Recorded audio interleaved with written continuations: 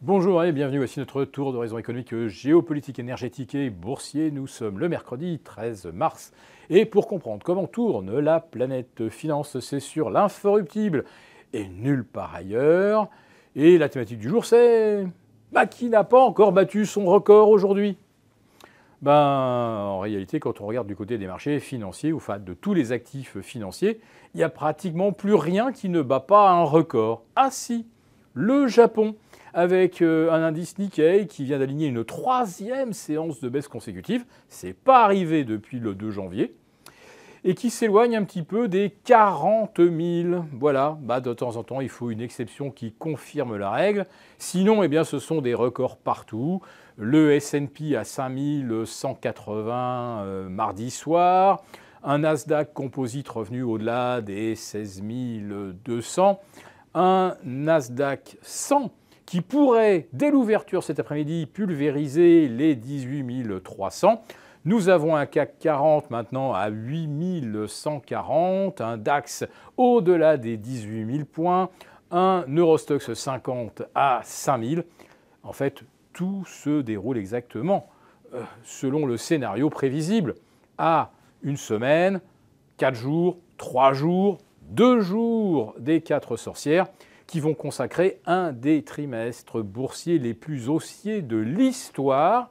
Mais surtout, va-t-on boucler cette semaine une 20e semaine de hausse depuis le 30 octobre dernier et une 10e semaine de hausse depuis cette semaine un petit peu ratée du 3 au 6 janvier.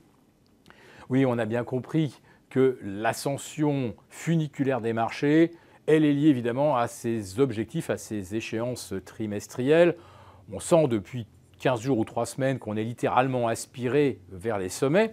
Et ça s'est vu une fois encore mardi, lorsque les chiffres de l'inflation sont sortis aux États-Unis. Ils étaient décevants. Alors pas très décevants, mais décevants quand même.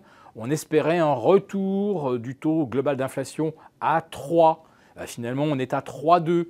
Pour l'inflation hors alimentation et énergie, on espérait redescendre vers 3,6 ou 3,5. Non, on remonte vers 3,8 et les semaines passent et on ne voit pas d'éclaircie ou d'embellie sur le front de l'inflation. Qu'importe pour les marchés, après une petite réaction négative de quelques secondes, allez, 1 minute ou 2, immédiatement, les indices ont rebondi, un petit peu comme si on avait attendu qu'il y ait quelques vendeurs pour les piéger, leur casser les genoux et propulser les indices au-delà des résistances.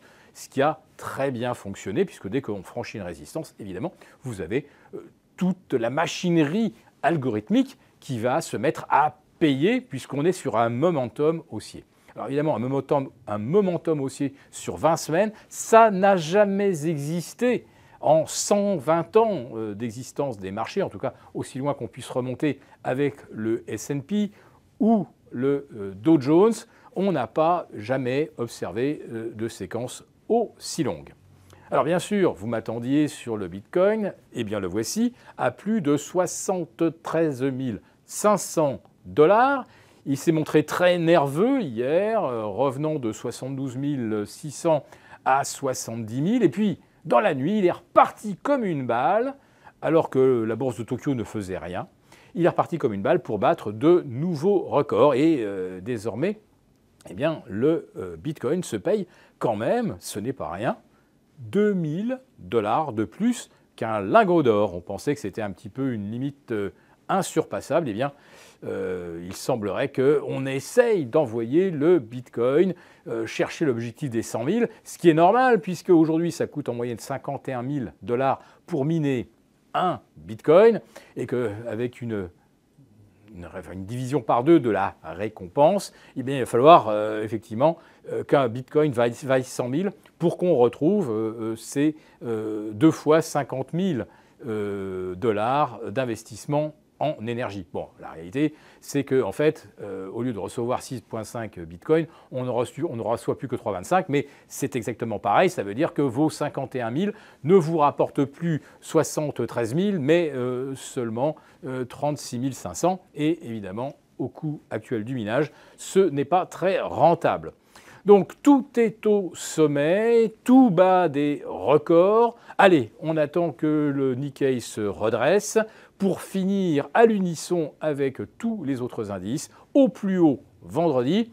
Mon petit doigt me dit que ça va peut-être plafonner dès jeudi, que les jeux seront faits et qu'un vrai basculement des marchés peut survenir à tout moment, parce que même aujourd'hui, à 8150 sur le CAC ou 5180 sur le S&P, le premier trimestre 2024 est déjà un trimestre d'anthologie. Pourquoi jouer au héros? Pourquoi chercher absolument à aller plus haut?